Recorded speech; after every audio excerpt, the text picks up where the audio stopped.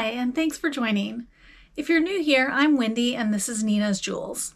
My husband and I buy things at garage sales, flea markets, thrift stores, just about anywhere we can find things to sell online and flip for a profit.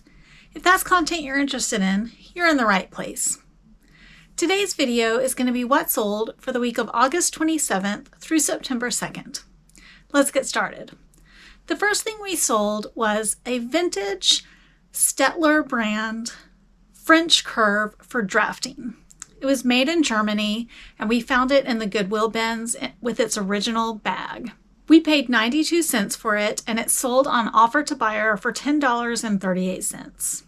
It did take a little while to sell, but we did make profit on it. Next up was a pair of suede Terran leather brand slingback heels. These we got at the Reseller garage sale. I had intended to keep these for myself, so I had already rolled the cost of all of the items into the other stuff that we had purchased, so I have the cost of these as zero. I don't remember how much we spent at this sale in total. It was well over $100. But once I tried these on and wore them around the house for a little while, I discovered that they were a little bit too small for me. So ultimately I decided to list them, and they sold for our full asking price of $29.99. Next up was a lot of 5 Championship Productions football training DVDs. We got these at a garage sale. We paid $6 for them, and they sold for our full asking price of $42.99. And they did sell really quickly. We also got some softball training DVDs and some tennis training DVDs, and we still have those items listed. But I did notice that this particular brand, Championship Productions, they make training DVDs for all kinds of sports, and that they do have a good sell-through rate, and they sell for pretty high. So if you do see those out and about, they are probably worth picking up if you can get them for the right price. Next up was a Roku 3 media streamer. It was the 3rd generation, and it came with the remote. This belonged to us. We had purchased it for our own personal use and just didn't use it anymore. It sold for $22.99, and we did get positive feedback on that. Next up was a Casio portable electronic keyboard with the case. It was new, but it was open box. This came out of the B-Stock liquidation palette that we purchased. I'll link that video above and in the description box below. It sold for $71.98, and we had paid $47.18 for each of the listings that we had from that liquidation palette. And we did get positive feedback on that item as well.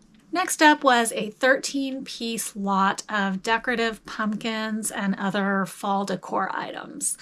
There were some ears of corn and leaves and some other items like that. That I had gotten at a garage sale. I paid just $1 for it, and it sold for our full asking price of $29.99. Next up was a very large 36 by 24 vintage lithographic print called Japanese Woman. It was by the artist Romero Brito. This we acquired from the other business that we own, which is a custom picture frame shop. And this print sold on best offer for $50. I think it had some staining near the bottom of it and maybe some like crinkling, maybe the corners were crinkled up and things like that. So that did devalue the print somewhat, but this was a rare, hard to come by vintage print. So it still carried some value, and we did get positive feedback on that. Okay, next up was a really good, were 2 really good sales to the same buyer on some vintage travel bags that we found at a garage sale. And we had found several vintage travel bags that we paid $1 each for.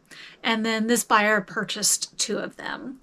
The first one was a vintage 1973 Fetters Norge Pan Am London Copenhagen bag. It sold for $49.98 on offer to buyer. And the next one was a vintage 1974 Fetters Norge Pan Am bag.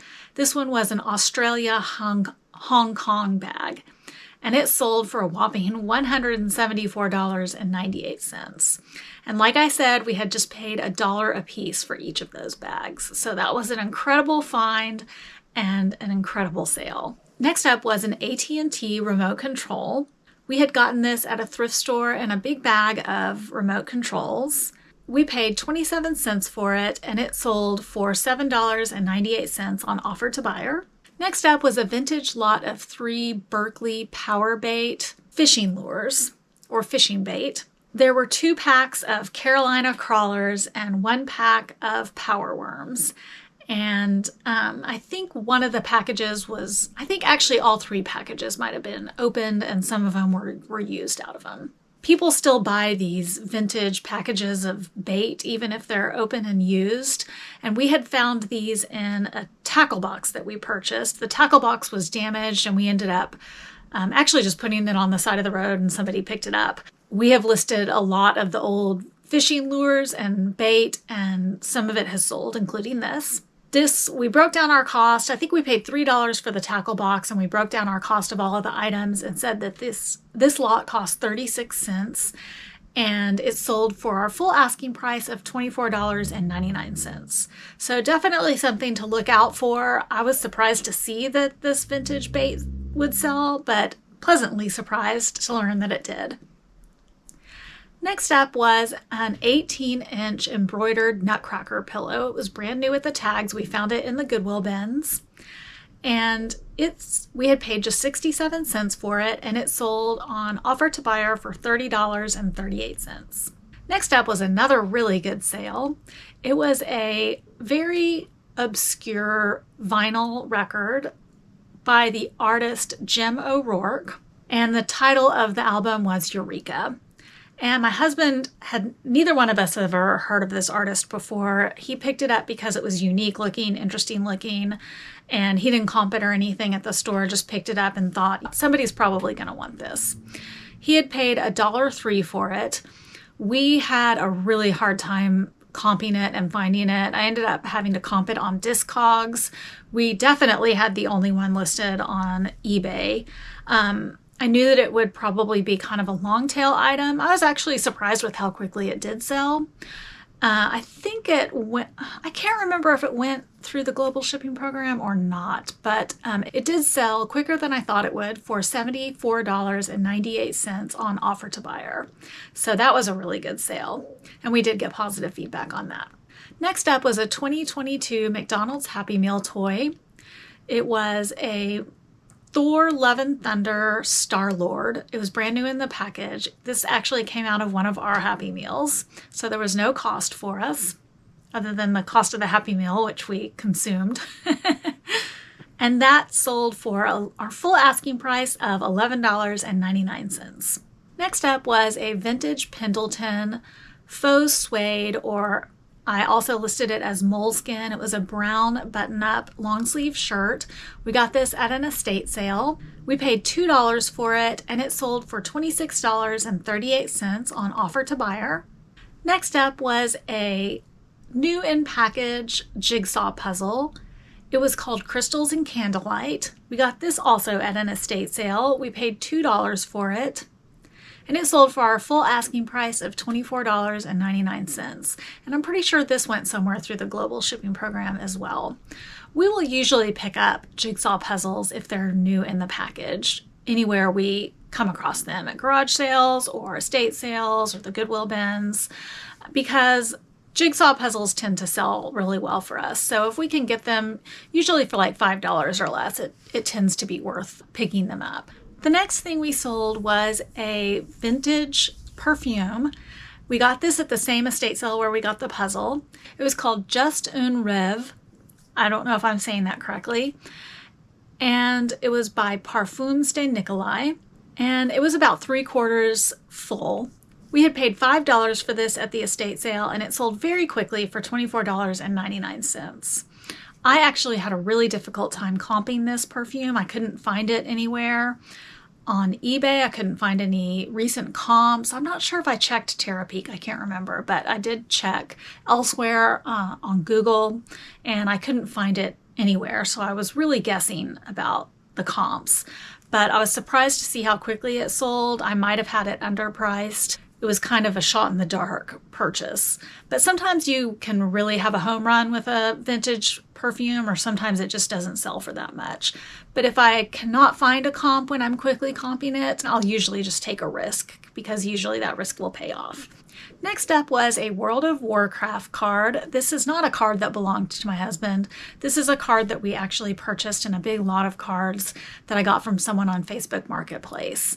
And I don't remember how much I had paid, maybe around $3 for the entire lot of cards, which broke down to $8, which broke down to 8 cents per card. And this particular card sold for $2.50. And like I said, we had paid just 8 cents for this card. We did get positive feedback from this buyer.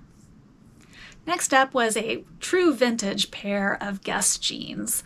They were wide leg, like a paper bag waist style, high waist.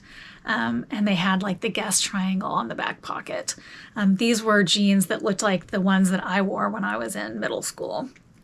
We got these at a garage sale. We paid $7 for them, and they sold very quickly on best offer for $25. Next up was something that came out of my husband's personal card collection, but I'm separating it out from the cards because this was kind of these next two sales were kind of unusual. And these were actually 1995 Flea metal Spider-Man cards, but it was just the wrapper only. So it was literally like the trash. It was literally just the wrapper packaging that the cards came in. He used to save those as something that he would use to organize the cards. Like when he had them in the card box, he would use that as like a separator. But people actually buy that stuff. So if you ever purchase bulk card lots and those wrappers are still included in there, don't throw those away. List them. People will buy them. So we sold this one for $2.39. And then also to the same buyer, we sold the Iron Man version of the wrapper for another $2.39. So surprisingly, people will buy just the empty wrappers. Next up was a cute little matchbook that was hand painted. We got at an estate sale. I picked it up just because I thought it was cute, and there are matchbook collectors out there. We paid $1 for this at an estate sale, and it sold for our full asking price of $14.99. Next up was a lot of 12 vintage Barney the Dinosaur VHS tapes. We had gotten this over several visits to the thrift store. My husband would pick them up when he came across them. Some of them didn't have the sleeves or the cases, and some of them did. We tested all of them and they worked. So we just lotted them all up together, and they sold for our full asking price of $49.99. And we had paid a combined total of $2.92 for all of those. Next up was a brand new Simpsons Duff Dice game that we got at a garage sale. We paid $2 for it, and it sold on offer to buyer for $31.18. Next up was a book set. It was the Chronicles of Narnia, and they were paperback books, and they came in a slipcover case. We got these at our local thrift store. We got these in the cart as they were stocking the shelves. That's where all the good stuff is. We paid $2.08 for it, and it sold for $39.98 on offer to buyer. Next up was a lot of 2 hardcover Fly Guy books for kids. We got these at a garage sale. We paid $1 for them in total. They sold on best offer for $9. Next up was a pair of earrings. We got a huge bulk buy of jewelry. It was earrings and necklaces, a whole bunch of stuff in the Goodwill bins, and they have not been selling well. We probably need to lot them all together and sell them as a bulk deal for, as a reseller lot or something like that. But finally, we did sell another pair. I think this is only the second pair that we've sold. So this pair of earrings was a navy pair, and it sold for $9.99, and we had paid 68 cents for these in the Goodwill bins. And last we sold a Disney princess little PVC figurine that we had found in the Goodwill bins. It sold for $7.98 on offer to buyer, and we had paid 67 cents for that in the Goodwill bins. Finally, I will go over all of the collectible cards from my husband's personal collection that sold this week. Unfortunately, we did not have any high-value card sales. We didn't really list any high-value cards this particular week, so that's why we didn't have any high-value cards. But we did have a really good week of low-value cards. And when I say low-value cards, I'm talking about cards that are valued at $10 or under. This week we sold 10 cards for a total dollar value of $41.89. So that wraps up our sales for the week of August 27th through September 2nd. I hope you enjoyed this video. If you did, please let us know by hitting the like button. And if you're not already subscribed, consider subscribing with the notification bell turned on so you can be kept informed of all of our latest content. Thank you again for watching, and we will catch you on the flip side.